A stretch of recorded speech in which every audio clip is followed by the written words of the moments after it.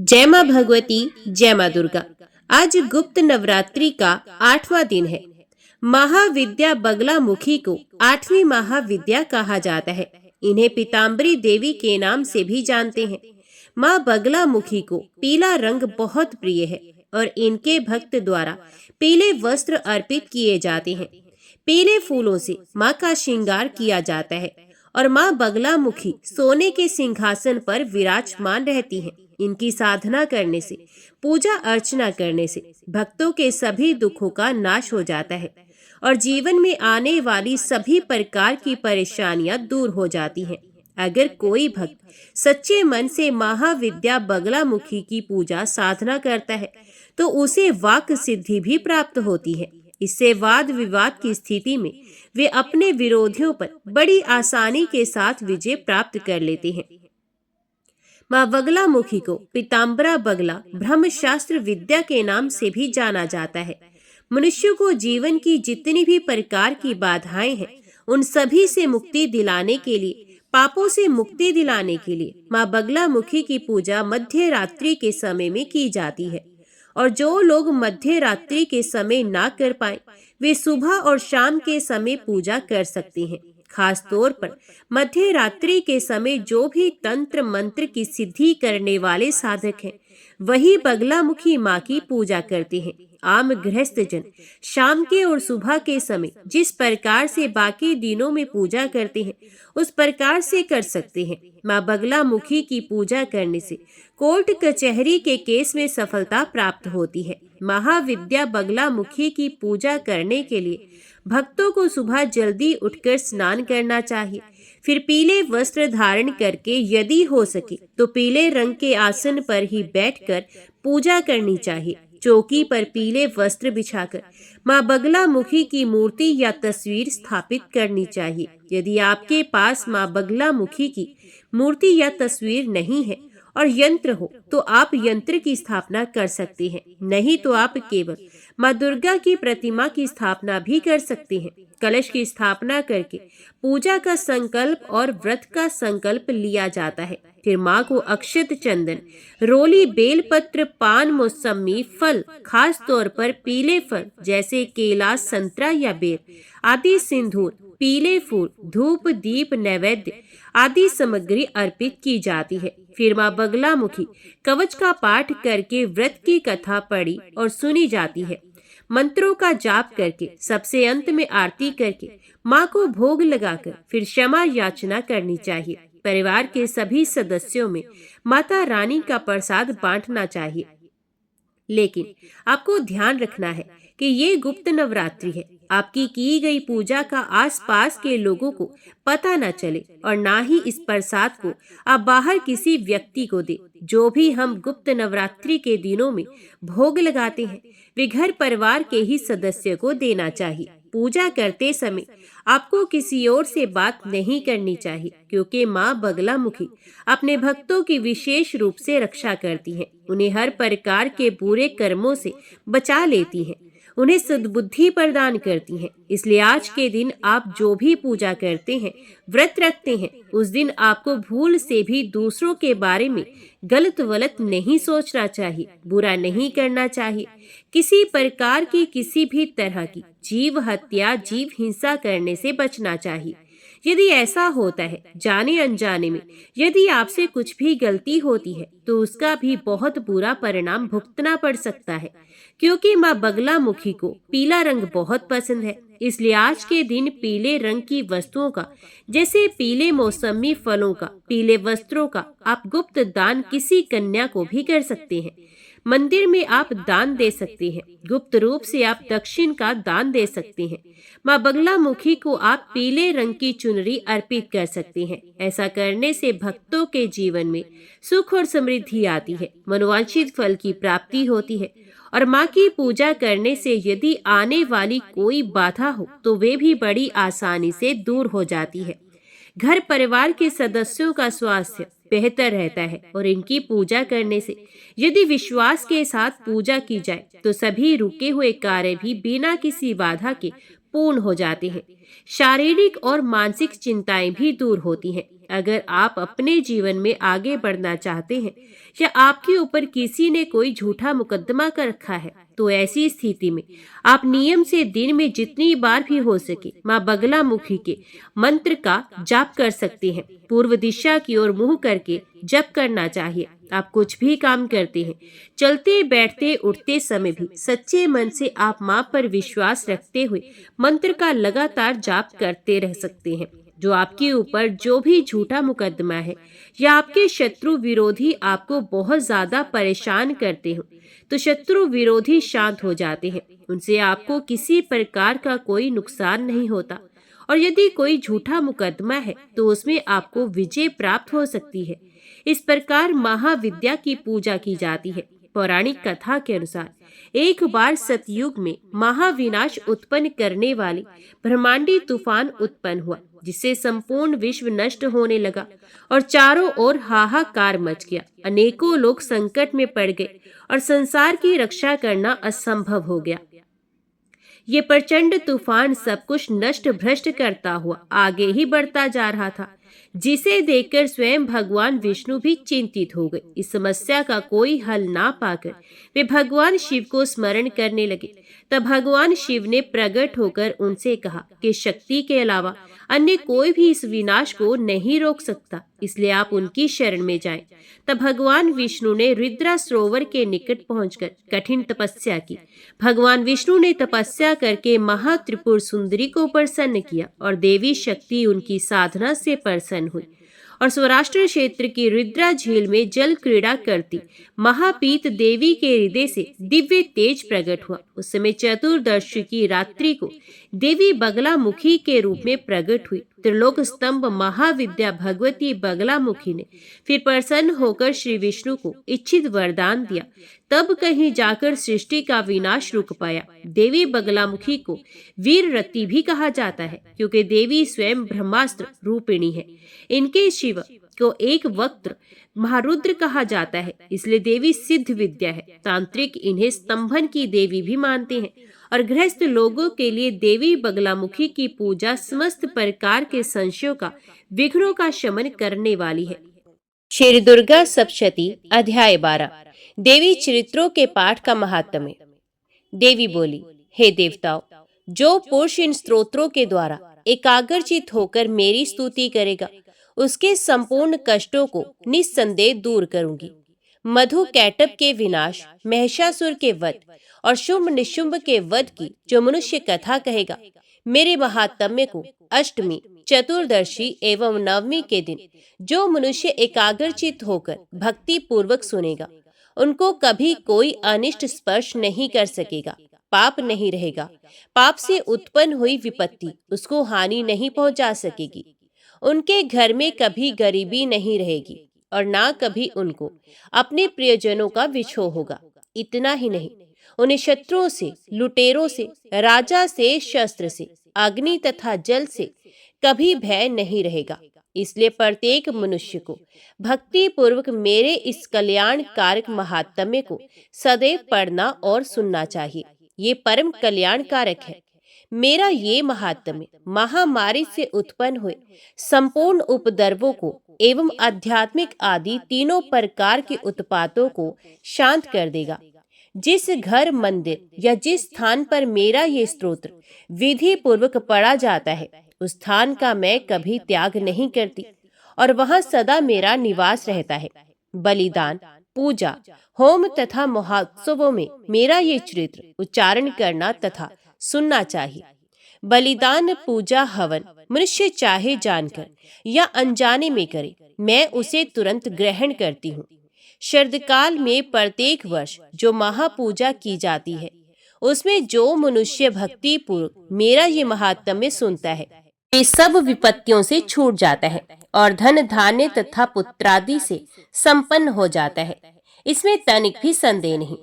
मेरे इस महात्म्य व प्रादुर्भाव की सुंदर कथाओं इत्यादि तथा युद्ध में किए गए मेरे पराक्रम को सुनकर मनुष्य निडर हो जाता है, शत्रु नष्ट हो जाती है तथा उसका कल्याण होता है। उसका वंश कल्याण के मार्ग पर चलता है जो मेरे महात्म्य को सुनता है। बुरे स्वप्न दिखाई देने पर ग्रह जनित भयंकर पीड़ा उपस्थित होने पर मेरा महात्म्य श्रवण करने से छुटकारा मिल जाता है। सब कष्ट शांत हो जाती हैं तथा स्वप्न दिखाई देने बंद हो जाते हैं और दुख इत्यादि सब मिट जाते हैं। बाल ग्रहों में ग्रसित बालकों के लिए ये मेरा महात्म्य परम शांति को देने वाला है। मनुष्यों में फूट पड़ने पर ये भली भांति मित्रता करवाने वाला है। ये महात्म्य समस्त दुराचारियों के बल का नाश करने वाला है। इसके पाठ मात्र से राक्षसों, भूतों और पिशाचों का नाश हो जाता है। पशु, पुष्प, अर्घ्य, धूप, गंध, दीपक इत्यादि सामग्रियों द्वारा पूजन करने पर मेरा ये महात्म्य मनुष्यों को मेरी जैसी सामर्थ्य की प्राप्ति कराने वाला है। ब्राह्मणों को भोजन कराकर, हवन करके, प्रतिदिन अभिषेक करके, नाना प्रकार के भोगों को अर्पण करके और प्रति वर्ष दान इत्यादि करके जो मेरी आराधना करते हैं, उससे मैं जैसी प्रसन्न होती हूँ, वैसे ही प्रसन्न मैं इस चरित्र के सुनने वालों से भी होती हूँ। ये महात्म्य श्रवण करने पर पापों को हर लेता है तथा आरोग्य प्रदान करता है। मेरा प्रादुर्भाव का कीर्तन दुष्ट प्राणियों से रक्षा करने वाला है। युद्ध में दुष्ट दैत्यों का संहार करने वाला है। इसके सुनने से मनुष्यों को शत्रुओं का भय नहीं रहता। हे देवताओं, तुमने और ब्रह्म ऋषियों और ब्रह्मा जी ने जो स्तुति की है, वे मनुष्यों को कल्याणमयी बुद्धि प्रदान करने वाली है। वन में सूने मार्ग में या दावानल से घिर जाने पर, जंगल में सिंहों से, व्याघ्र से या जंगली हाथियों द्वारा पीछा किए जाने पर, राजा के क्रोध करने पर, मारे जाने के भय से या समुद्र में तूफान आने से, नाव के डगमगाने पर, भयंकर युद्ध में फंसा होने पर, किसी भी प्रकार की पीड़ा से पीड़ित, घोर बाधाओं से दुखी हुआ मनुष्य मेरे इस चरित्र को स्मरण करने वाला मनुष्य घुटकर पा जाता है। शेर आदि हिंसक पशु, डाकू तथा शत्रु मेरे चरित्र को स्मरण करने वाले मनुष्य से दूर भाग जाते हैं। महर्षि बोले, प्रचंड पराक्रम वाली भगवती चंडिका इस प्रकार कहने के पश्चात अंतर्ध्यान हो गई। संपूर्ण देवता पहले की तरह अपने अपने यज्ञ के भागों को प्राप्त करने लगे। अब मैं, हे राजा, दैत्यों का हाल सुनाता हूँ। शुंभ युद्ध में मारा गया तथा उसका पराक्रमी भाई निशुंभ के मारे जाने पर शेष दैत्य पाताल लोक भाग गए। हे राजन, इस प्रकार भगवती अंबिका नित्य होती हुई भी बार बार प्रकट होकर इस जगत का पालन करती हैं। वे ही इसको मोहित करती हैं, जन्म देती हैं और प्रार्थना करने पर समृद्धि प्रदान करती हैं। हे राजन, भगवती ही महाप्रलय के समय महामारी का रूप धारण करती हैं और वही संपूर्ण ब्रह्मांड में व्याप्त है। वे सनातन देवी प्राणियों का पालन करती हैं। वे ही मनुष्यों के अभय उदय के समय घर में लक्ष्मी का रूप बनाकर स्थिर हो जाती हैं तथा अभाव के समय दरिद्रता बनकर विनाश का कारण बन जाती हैं। पुष्प, धूप और गंध आदि से पूजन करके उनकी स्तुति करने से वे धन और पुत्र प्रदान करती हैं और धार्मिक बुद्धि तथा उत्तम गति प्रदान करती हैं। जय मां भगवती, जय मां दुर्गा। श्री दुर्गा सप्तशती 13वां अध्याय। राजा सुर्थ और वैश्य को देवी का वरदान। मेधा ऋषि बोले, हे राजन, इस प्रकार मैंने तुमसे देवी के उत्तम महात्म्य का वर्णन किया है। वे ही विद्या प्रदान करती हैं। भगवान विष्णु की माया स्वरूपा उन भगवती की कृपा से ही तुम ये वैश्य अथवा अन्य विवेकी जन मोहित होते हैं और मोहित होते रहेंगे। महाराज, आप दोनों उन्हीं की शरण में जाओ। वही भगवती आराधना करने पर मनुष्य को भोग, स्वर्ग तथा मोक्ष प्रदान करती हैं। मार्कंडे जी ने कहा, महर्षि मेधा की ये बात सुनकर राजा सुर्थ महर्षि को प्रणाम करके खड़ा हुआ और राज्य के क्षीण जाने से उनके मन में बड़ी ग्लानि हुई। राजा सुर्थ और वैश्य तपस्या करने के लिए वन में चले गए और नदी के तट पर आसन लगाकर भगवती के दर्शनों की अभिलाषा हेतु तपस्या में लीन हो गए। वैश्य देवी के परम उत्तम सूक्त का जप करने लगा। दोनों राजा और वैश्य नदी के तट पर मृत्तिका से देवी की मूर्ति बनाई। पुष्प, धूप, दीप तथा हवन द्वारा देवी का पूजन करने लगे। पहले उन्होंने आहार को कम किया। इसके बाद निराहार रहकर भगवती में मन लगाकर एकाग्रता से आराधना करने लगे। वे दोनों अपने शरीर के रक्त से देवी को बलि देते हुए 3 वर्ष तक लगातार भगवती की आराधना करते रहे। 3 वर्ष के बाद देवी ने उनको प्रत्यक्ष दर्शन दिए। देवी बोली, हे राजन, अपने वंश को संप्रसन्न करने वाले वैश्य, तुम जिस वर की इच्छा रखते हो वे मुझसे मांग लो, मैं तुम्हारी इच्छा पूरी करूंगी। मैं तुम दोनों पर अत्यंत प्रसन्न हूँ।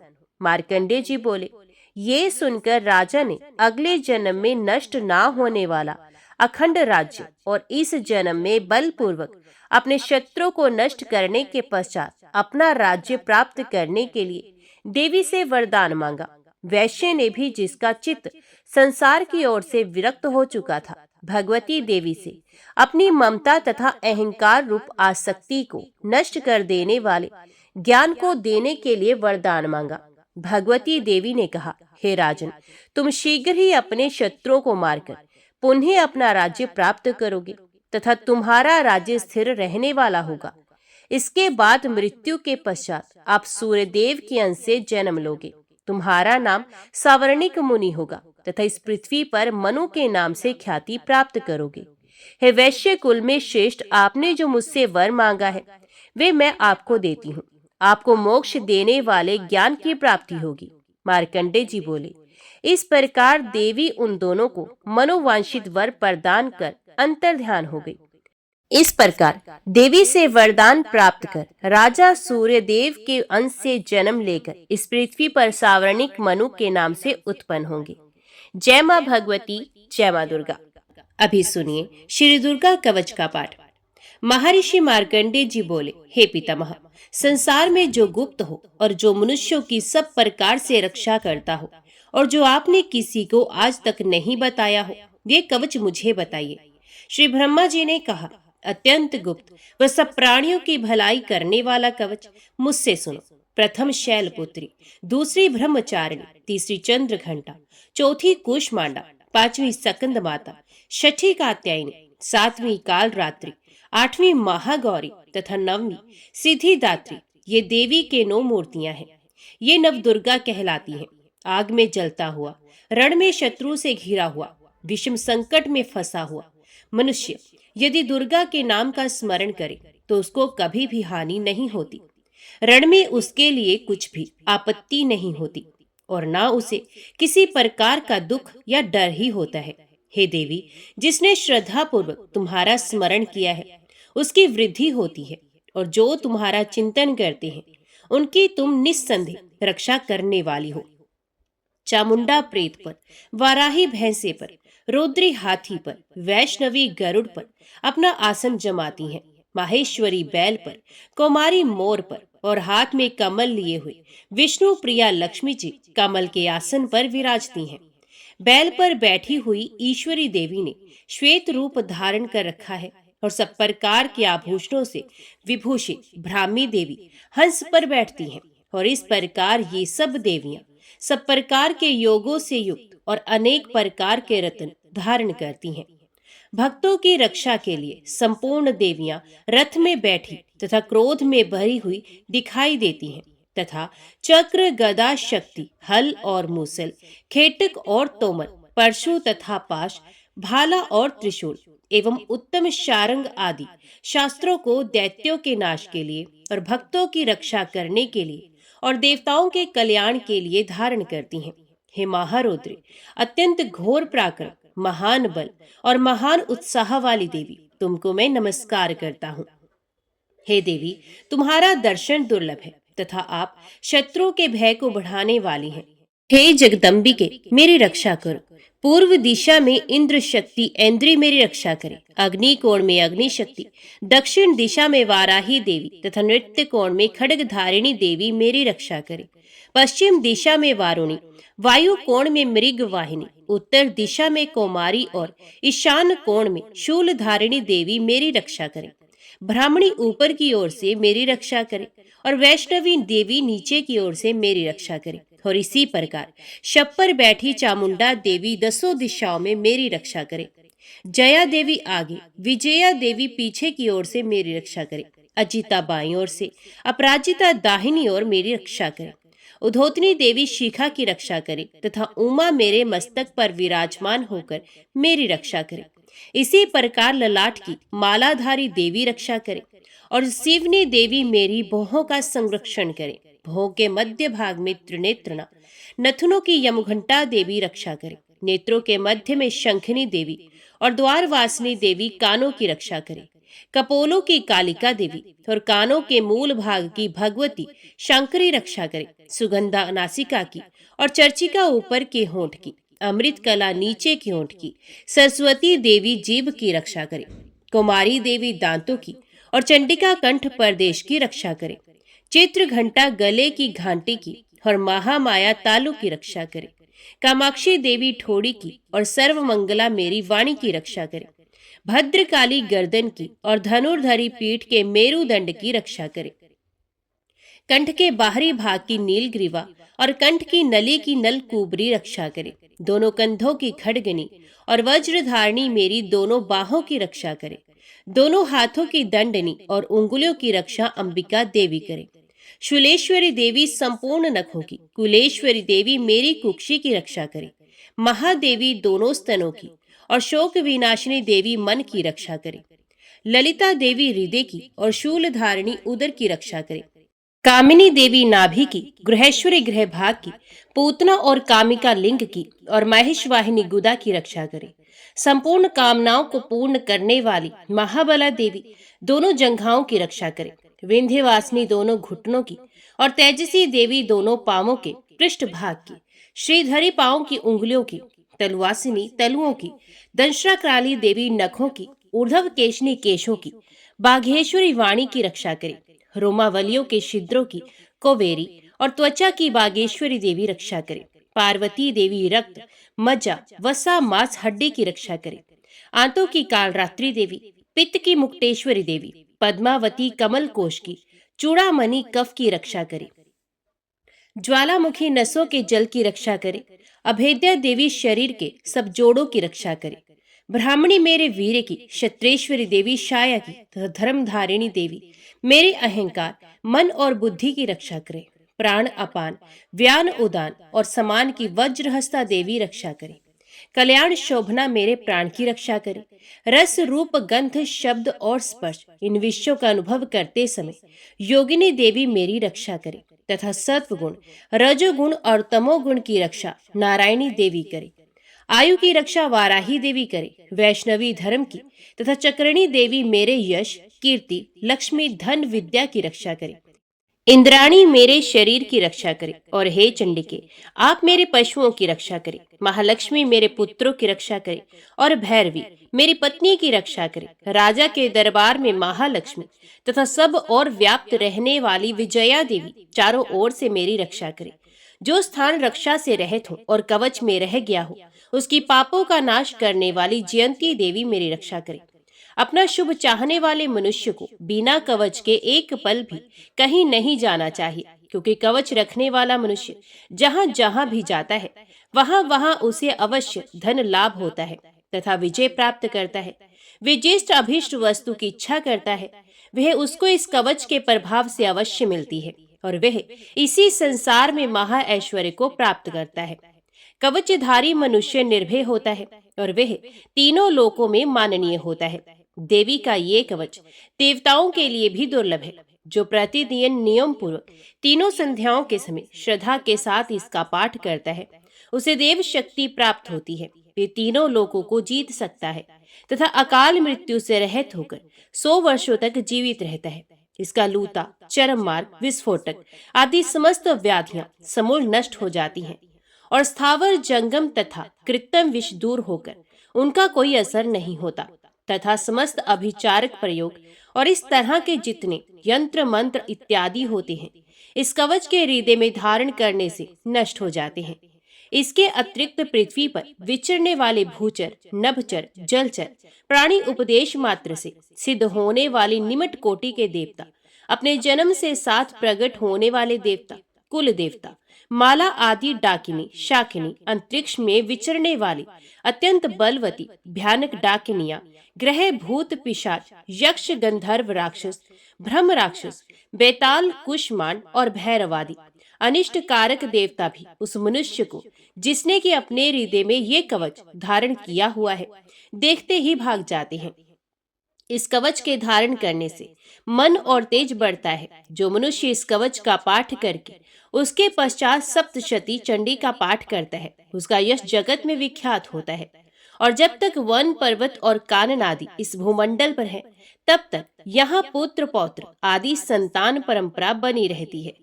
फिर देहांत होने पर ऐसा मनुष्य परम पद को प्राप्त होता है, जो देवताओं के लिए भी दुर्लभ है। और अंत में सुंदर रूप को धारण करके भगवान शंकर के साथ आनंद करता हुआ परम मोक्ष को प्राप्त होता है। जय मां भगवती, जय मां दुर्गा। अभी सुनिए श्री दुर्गा चालीसा का पाठ। नमो नमो दुर्गे सुख करनी, नमो नमो अम्बे दुख हरनी। निरंकार है ज्योति तुम्हारी, तिहु लोक फैली उजियारी। शशि ललाट मुख महाविशाला, नेत्र लाल भ्रुकुटी विकराला।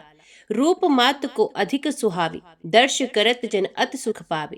तुम संसार शक्ति लैकीना, पालन हेतु अन्न धन दीना। अन्नपूर्णा हुई जगपाला, तुम ही आदि सुंदरी बाला।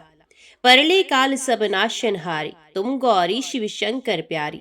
शिव योगी तुम्हारे गुण गावे, ब्रह्मा विष्णु तुम्हें नित्य ध्यावे।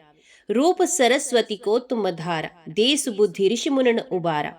धरियो रूप नरसिंह को अम्बा, प्रगट भई फाड़ कर खंबा।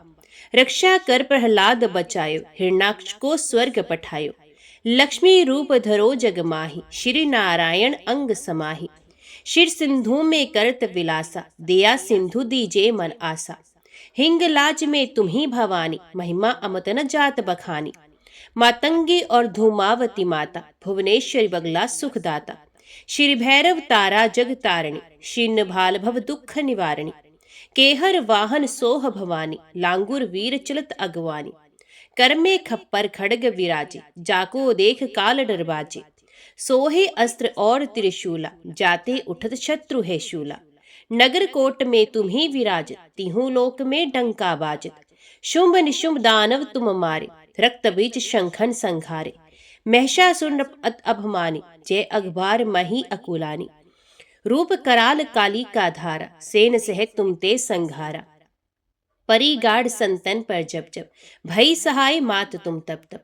अमरपुरी और वास्तव लोका, तब महिमा सब रहे अशोका। ज्वाला में है ज्योति तुम्हारी, तुम्हें सदा पूजे नर नारी। प्रेम भक्ति से जो यश गावे, दुख दारिद्र निकट नहीं आवे। ध्यावे तुम्हें जो नर मन लाई, जन्म मरण ताको छुट जाए। जोगी सुरमुन कहत पुकारी, योग न हो बिन शक्ति तुम्हारी। शंकर आचार स्तप कीनो, कामर क्रोध जीत सबलीनो। निश्चिंत ध्यान धरो शंकर को, काहू काल नहीं सुमिरो तुमको। शक्ति रूप का मर्म न पायो, शक्ति गई तब मन पछतायो। शरणागत हुई कीर्ति बखानी, जय जय जय जगदम्बा भवानी। भई प्रसन्न आद जगदम्बा, तिस शक्ति नहीं कीन विलंबा। मोको मात कष्ट अत घेरो, तुम बिन कौन हरे दुख मेरो। रिपु मूर्ख मोह अत डर पावे, शत्रु नाश कीजे महारानी। सुमिरो इक चित तुम्हें भवानी, करो कृपा हे मात दयाला। रिद्धि सिद्धि दे करो निहाला, जब लग ज्यों दया फल पाओ। तुम्हारो यश में सदा सुनाओ। दुर्गा चालीसा जो कोई गावे, सब सुख भोग परम पद पावे। देवी दास शरण निज जानी, करहो कृपा जगदम्ब भवानी। जय मां भगवती, जय मां दुर्गा। आज के वीडियो में इतना ही। उम्मीद करती हूँ वीडियो आपको पसंद आई होगी। वीडियो पसंद आई हो तो वीडियो को लाइक और चैनल को सब्सक्राइब जरूर कीजिएगा। जय माता दी लिखकर कमेंट बॉक्स में अपनी हाजिरी और अपने सुझाव देना ना भूलेगा। तो मिलते हैं अगली कथा अगली वीडियो के साथ। तब तक के लिए देखते व सुनते रहिए। जय मां कंचन, जय माता दी।